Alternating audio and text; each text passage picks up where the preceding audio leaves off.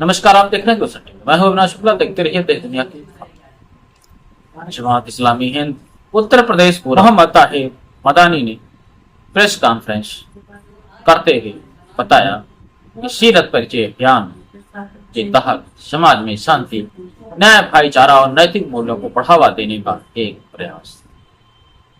हमारा समाज जो आहिस्ता आहिस्ता बढ़ता जा रहा है, जिसके नतीजे में ये नहीं मालूम होता है कि आपकी धारणाएं क्या हैं, हमारी मान्यताएं क्या हैं, वो समाज क्या चाहता है, ये समाज क्या चाहता है, इनको नजदीक लाया जाए, भाईचारे को मुस्तहकम किया जाए। हमारे बारे में आपको ना मालूम हो तो मालूमात पहुंचाई जाए, आपके बारे में हमको ना मालूम हो तो ऐसा इंतजाम किया जाए कि एक दूसरे को जाने, पहचाने, समझे। नैतिकता का जो हाल है अपने मुल्क में या अपने समाज में, सबसे ज्यादा नुकसान जो आजकल का सिनेरियो है उसमें सिर्फ नैतिकता का। रुपया, पैसा, दुनिया, धन दौलत, शोहरत, नाम, नमूद, नुमाइश, ये सारी चीजें ऐसी हैं कि इंसानियत बेच के लोग इसको हासिल करने के पीछे पड़े हैं। देखिए, पानी का अगर रंग बदल जाए तो आदमी उसको इस्तेमाल नहीं करता है। पानी की अगर बू बदल जाए तो वो दूषित समझा जाता है। उसका जायका खराब हो जाए तो आदमी उसका सेवन नहीं करता है।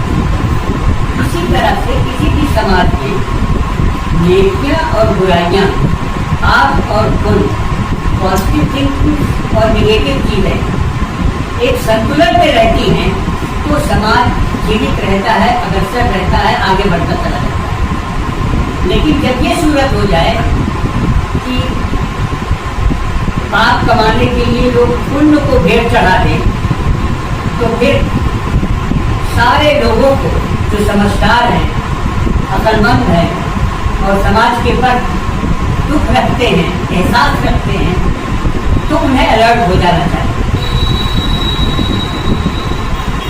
हम लोगों ने 75 साल पहले गुलामी से निजात हासिल की है, आज़ाद हुए, स्वतंत्र हुए।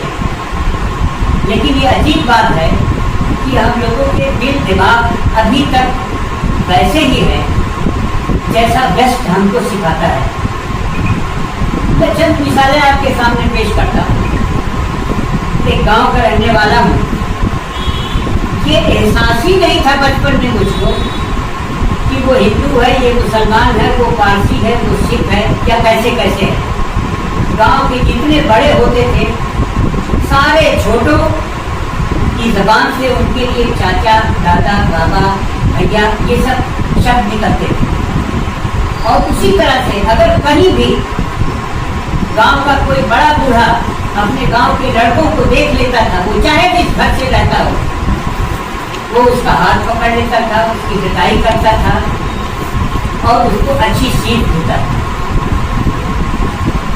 लेकिन अब घर बटे हैं, दिल बटा है, समाज बटा है। आप उस समाज को क्या कहेंगे कि जहाँ पानी गांव में कोई आता था तो चाहे जिसके घर का मेहमान हो, सब लोग उसका आदर सम्मान करते थे। और अब पानी बेचा जा रहा है, खरीदा जा रहा है। हमारे जो पूर्वज हैं, अगर वो उठ के आ जाएं तो वो हंसेंगे और आश्चर्यचकित रह जाएंगे कि पानी भी ऐसी कोई चीज है जो बेची जाए और खरीदी जाए। कहने का मतलब क्या है कि समाज पूरा बदल गया है। मेडिकल लाइन में चले जाइए तो लगभग बीमार हो, अंग्रेजी दवा करा के थक गया, आयुर्वेद में गया तो वहाँ लोगों ने ये बताया कि ये बीमारी नहीं है, ये जीवन शैली के चेंज होने की वजह से ये सारे, यानी आपको ये हो गया है, ये हो गया है, ये हो गया है। आप अपनी जीवन शैली जैसे कि आपके बाप दादा रहते थे वैसे कर लीजिए, आप अच्छे हो जाएंगे। कहने का मतलब यह है कि हवा, पानी और आदमी का चरित्र, आदमी का स्वास्थ्य सब बिगड़ता जा रहा है। लेकिन भीड़ ऐसी है, रश ऐसा है कि इसमें किसी को किसी की खबर नहीं है और हर एक कोशिश कर रहा है कि कुचल के दूसरों को अपना आगे निकल जाए। ऐसे में जब तक कोई आदर्श न हो, जब तक कुछ उसूल न हो, जब तक ये ना आदमी का ज़मीर जागे कि हमको इस धरती पे कब तक रहना है और इसके लिए जो यहाँ का इन्वायरमेंट है इसकी रक्षा करना हमारा दायित्व बनता है। तो जैसे कुछ ग्लेशियर पिघल रहे हैं और बहुत सारे जो कोस्टल एरियाज के शहर हैं वो कुछ दिनों में लुप्त हो जाएंगे या आधा पिया रह जाएंगे, ऐसे ही इंसान है कि भाई बहन का ख्याल नहीं रहेगा, भाई भाई का ख्याल नहीं रहेगा, वो पड़ोस को जाने ही दीजिए। सारे झगड़े सिर्फ पड़ोसियों में होते हैं जो एक दूसरे के सहायक होते दिखते हैं। ऐसे में जमात इस्लामी ने ये ज़रूरत महसूस की कि ठीक है हमारी आवाज़ कमज़ोर है, ठीक है ये बहुत दबी दबी बात है, शोर बहुत ज़्यादा है, लेकिन कम से कम आवाज़ तो उठानी चाहिए, बात तो कहनी चाहिए। उसी के लिए हमने मुंतखब किया है, चॉइस किया है मोहम्मद साहब महाराज, जो ऐसी ही सामाजिक परिस्थितियों में 1400 साल पहले दुनिया में आए थे कि जब लोग भारत में जानते हैं सिर्फ इस बात पर 50 साल तक जंग रही कि मेरा घोड़ा तुम्हारे घोड़े से पीछे क्यों रह गया। 50 साल तक जंग रही। बाप मरता था तो छोटे भाई को, भाई मरता था तो छोटे भाई को वसीयत कर जाता था कि उनके 5 आदमियों को मार के मरना है। बाप मरता था तो बेटे को वसीयत कर जाता था कि उस खानदान वालों से अपने खून का बदला लेना। महल्ले उजड़ गए, कभी ये खत्म होने के कगार पर पहुंच गए।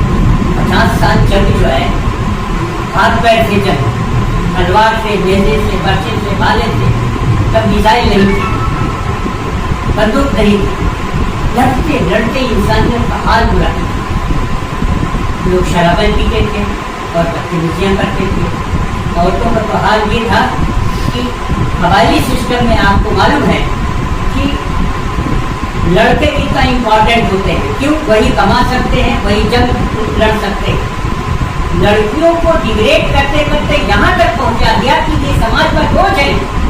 और इसी वजह से बहुत सारे कत्लों की हिस्ट्री आप पढ़ेंगे, तो लड़की पैदा होती थी फौरन जिंदा दफन करते थे। ये सिचुएशन थी उस वक्त की समाज की। लेकिन मोहम्मद साहब को अल्लाह ताला ने भेजा सिर्फ इसी बात के लिए कि इंसानियत को सही सबक सिखाओ। दोस्तों और साथियों, एक दिन सूरज न निकले फिर भी धरती जिंदा रहेगी, लेकिन अगर ये बात खत्म हो जाए कि मेरी बहन कौन है और मेरी बीवी कौन है तो अनर्थ हो जाएगा इसी धरती। तो उसूल और ज़ाब्ता, कायदा और कानून देने के लिए मोहम्मद सल्लल्लाहु अलैहि वसल्लम को अल्लाह ताला ने भेजा कि जाओ, हिदायत ज़रूरी है, मार्गदर्शन बहुत ज़रूरी है इंसान के लिए। अगर ये ख़त्म हो गया तो जैसे जंगल होता है कि जिसकी सींग जितनी लंबी होती है उतनी दूर तक वो हुकूमत करता है, जिसके पंजे होते हैं और जिसको ताकत होती है वो जंगल पे राज करता है। ऐसे ही इस इंसानी दुनिया में यही होगा कि जिसके पास हीले बहाने से ताकत ज़्यादा हो जाएगी वो दूसरों का खून चूसने लगेगा। आज भी कुछ ऐसा ही है। आप देख लीजिए, अगर वर्ल्ड हिस्ट्री आप देखें इस वक्त सिनेरियो जो है, चाहे वो गजा हो, चाहे क्या कहते हैं अफ्रीका के गरीब ममालिक हो, आप रिसर्च करके देख लीजिए कि ऑस्ट्रेलिया में, न्यूजीलैंड में, अमेरिका में गेहूं दरिया में डाल दिया जाता है सिर्फ इसलिए कि इंटरनेशनल मार्केट जो है वो लो न होने पाए। और अफ्रीका में लोग भूखे मरते हैं, एक लड़का बड़ा रहता है और पेड़ पे बैठा ठीक देखता रहता है कि अब इसकी जान निकले तो इसको मैं नोच के खाऊं। ये सिचुएशन हो गई है मानवता की। ऐसे में मोहम्मद साहब की क्या शिक्षाएं हैं, क्या आपने इंसानियत को प्रोग्राम दिया। खुद हमारे हिंदुस्तान में कितने सालों से आप सोचिए, कोई छोटा है कोई बड़ा है, साथ बैठ के खा नहीं सकते बाई बर्थ। इस वजह से नहीं कि हमारे पास ज्यादा ताकत है, इस वजह से नहीं कि हम ऐसे ऐसे साहिब सलाहियत हैं, बल्कि इस वजह से कि हम फला कि हम पैदा हो गए। कोई क्राइटेरिया नहीं, उसको भी जिंदा रहने का अख्तियार है।